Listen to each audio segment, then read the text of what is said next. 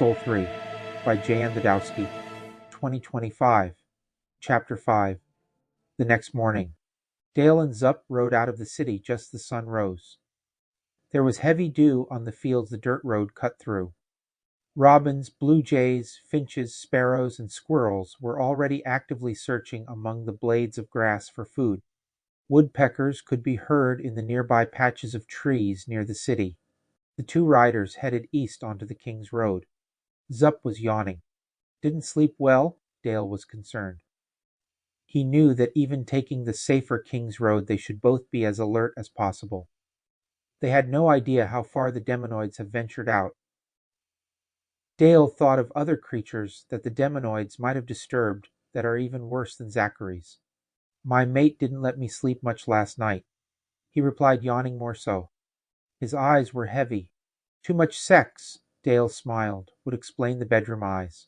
Zup smiled at Dale. I wish. No, she was extremely upset with me volunteering for this mission. Well, the prince did warn you about volunteering. Perhaps he realized the real danger in doing so would be the home front.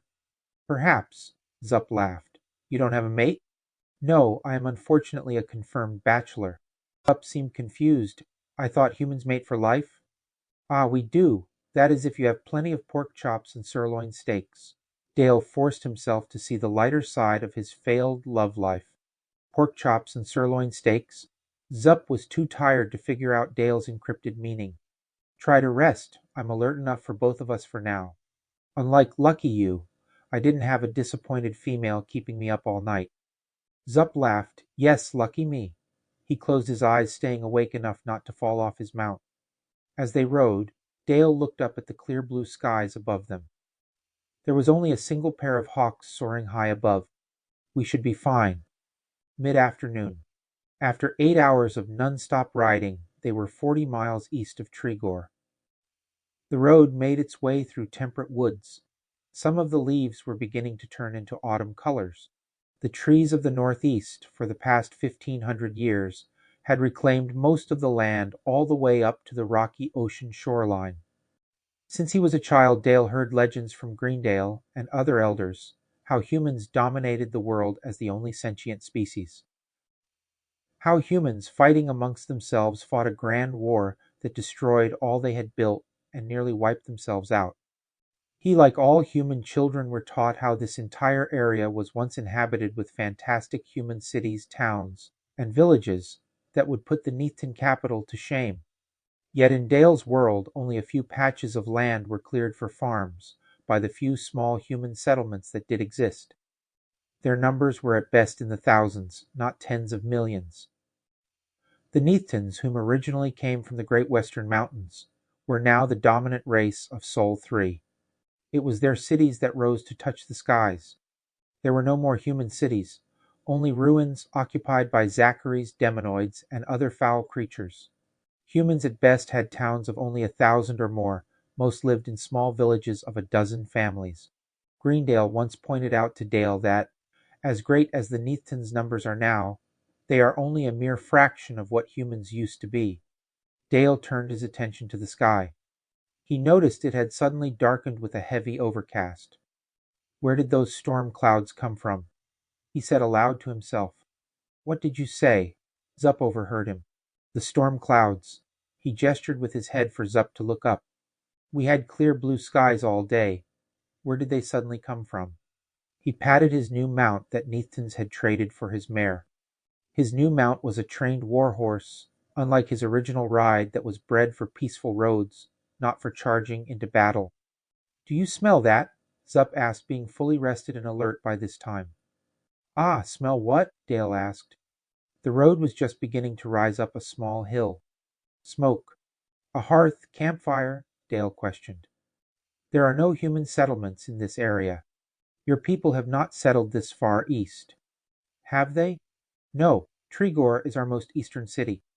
We passed the last of our farmlands early this morning. Zup confirmed. The smoke is from ahead. Zup's superior sense of smell detected. They both spurred their mounts to move up the incline of the dirt road. Near the top, Dale could also smell the smoke. Close to the crest of the hill, thick black smoke was clearly seen rising into the sky. That is not a campfire or hearth. Dale stated the obvious. Reaching the top of the incline, below ahead of them, they could make out a structure on fire. Dale pulled a copper spyglass from his saddlebag to get a closer look.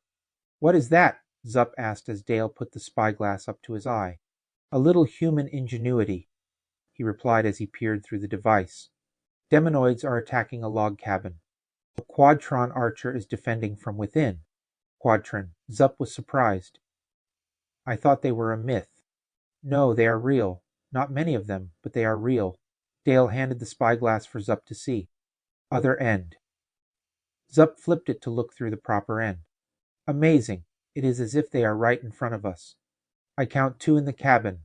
They have already killed 3 and are fending off 7, 8, 9, 9 demonoids." Dale took back his spyglass and put it away.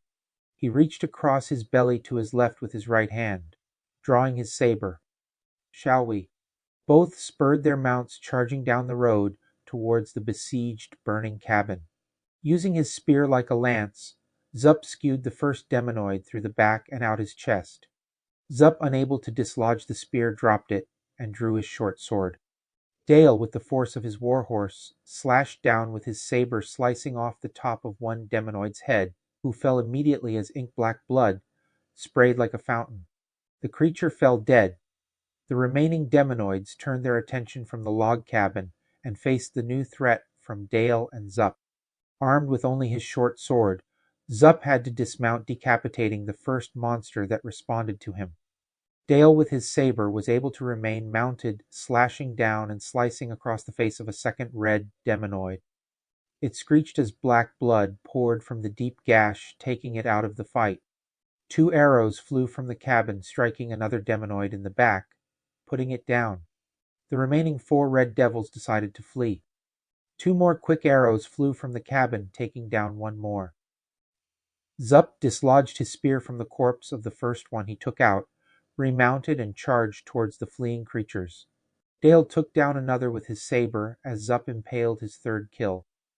Only one of the demonoids was able to make it into the safety of the dense woods. Dale and Zup pulled hard on their reins, halting their mounts from entering the woods. Zup dismounted again to retrieve his spear. "You should get a saber," Dale said to Zup, who remounted for a second time. They trotted their horses back towards the burning cabin. With the danger past, a male and a female Quadtron rushed out of their cabin to the stone well. Grabbing buckets of water, they attempted to douse the burning thatched roof. The flames had already become too enraged. The pale blue-skinned 4-armed humanoids dropped the empty buckets, realizing their efforts were too little and too late. They instead turned their attention to Dale and Zup. "Praise the great author for bringing you both to our aid," the red-haired and thick-bearded male said, grasping a gold icon of an open book with a writing quill necklace. "Praise the great author," the young, attractive female echoed as she too took hold of her similar necklace. "The great author?" Zup questioned. The 2 looked all around as the male responded. "He who writes the universe we all live in. He who has created all of us, even those things that attacked our home. He has brought you to our aid." "As he has written it, praise the great author," added the female. Dale and Zup both looked at each other, acknowledging puzzlement and skepticism of the Quadtron's faith. Not wanting to be rude, Dale responded politely, "Yes, thank you. We are sorry it was not written for us to arrive sooner to save your home too. No reason to apologize. It must be part of his greater story that our home was lost." The male replied as the woman nodded her head in agreement. "My name is Josh, and this is my wife, Encha." "Your names be written." "My name be written Dale, this is my." He looked at Zup, who smiled at him. "I am his friend. My name be written Zup." "Most interesting.